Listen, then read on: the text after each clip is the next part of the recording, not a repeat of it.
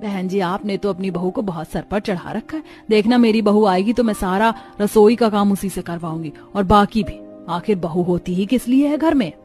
इस पर देवकी कुछ नहीं कहती और बात को हंसकर टाल देती है। ऐसी 2 महीने बीत जाते हैं और रश्मि और अंबर की शादी हो जाती है और रश्मि दुल्हन बनकर घर आ जाती है।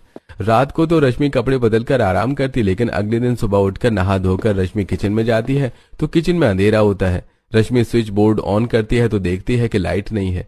फिर रश्मि अपनी सास को ढूंढते हुए छत पर जाती है, जहाँ वो जिम आउटफिट में एक्सरसाइज कर रही थी।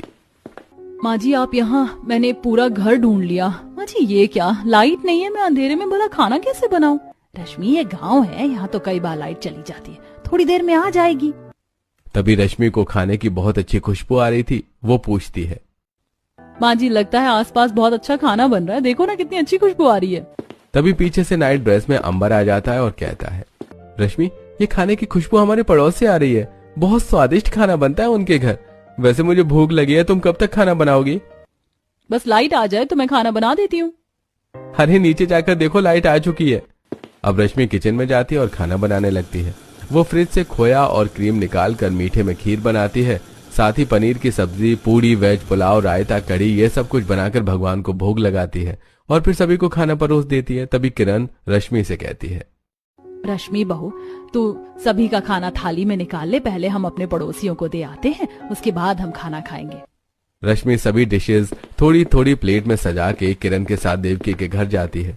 देवकी किचन में थी तो वे लोग भी किचन में चले जाते हैं। रश्मि देखती है कि सीता मिट्टी के चूल्हे पर रोटी बना रही थी और देवकी बैठकर सब्जी काट रही थी और दाल मिट्टी की हांडी में चढ़ी हुई थी। तभी किरण कहती है, देवकी बहन, हमारी बहू ने आज पहली बार खाना बनाया है, इसीलिए सोचा तुम्हें भी खिला दूं। अच्छा बहन, वैसे रश्मि बहुत सुंदर है। अपनी तारीफ सुनकर रश्मि शर्मा जाती है। फिर वो लोग घर आ जाते हैं और फिर सभी साथ मिलकर खाना खाते हैं। अगले दिन किरण जब सोकर उठती है तो रसोई में जाती है और देखती है कि रश्मि वहां नहीं है। फिर किरण रश्मि के कमरे में जाती है तो देखती है कि रश्मि सो रही है। किरण कहती है, अरे रश्मि बेटा, उठ जा, 9 बज रहे हैं, तेरे ससुर जी और तेरे पति को भी भूख लगी होगी, जल्दी उठ जा। माँ, सोने दो ना, मैं रात को कितनी थक गई थी, थोड़ी देर बाद उठूंगी। किरण के जगाने पर भी रश्मि नहीं उठती। तब किरण रसोई में जाती है और चाय बनाती है। फिर घर के बाहर गार्डन जाती है, जहाँ मुकेश टेबल कुर्सी पर बैठा हुआ था।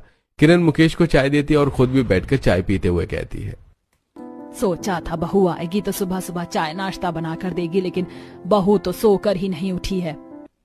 अरे किरण, कल उसने बहुत सारा काम कर लिया था तो वो थक गई होगी, उठ जाएगी। बहू से काम करवाने की क्या जल्दी है, अभी अभी तो वो आई है, जरा उसे भी